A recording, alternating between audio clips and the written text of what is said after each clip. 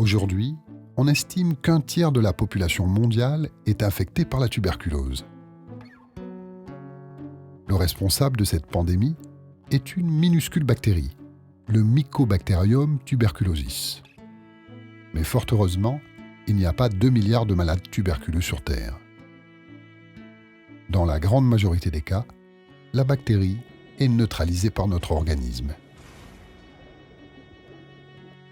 Quand une personne atteinte de la tuberculose tousse, elle projette dans l'air de minuscules gouttelettes de salive chargées de bactéries qui peuvent contaminer l'entourage.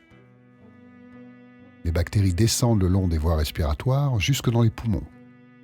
La personne est alors infectée. L'organisme repère cette intrusion et envoie au combat les cellules immunitaires dont les macrophages, chargés de neutraliser les bactéries. Quand la neutralisation a fonctionné, la personne souffre d'une tuberculose latente. Elle est infectée sans être malade.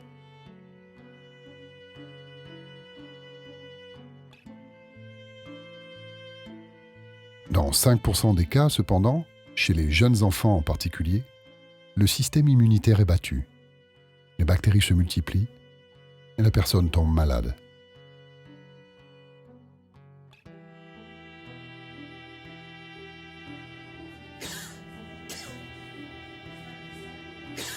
Parfois, hélas, la tuberculose latente se réveille.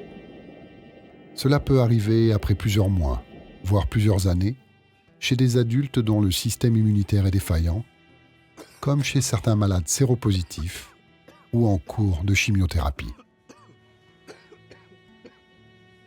Quand une personne tousse, respire difficilement et souffre de la poitrine depuis au moins 3 semaines, qu'elle a de la fièvre, des sueurs nocturnes et qu'elle a perdu beaucoup de poids, le médecin suspecte alors une tuberculose pulmonaire.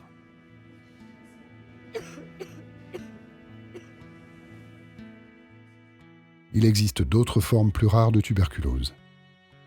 La bactérie peut profiter du sang ou du système lymphatique pour voyager à travers le corps. Elle se loge dans les ganglions lymphatiques, les articulations, l'appareil digestif, le système nerveux central, le foie ou le cœur, où elle provoque de nombreux dégâts.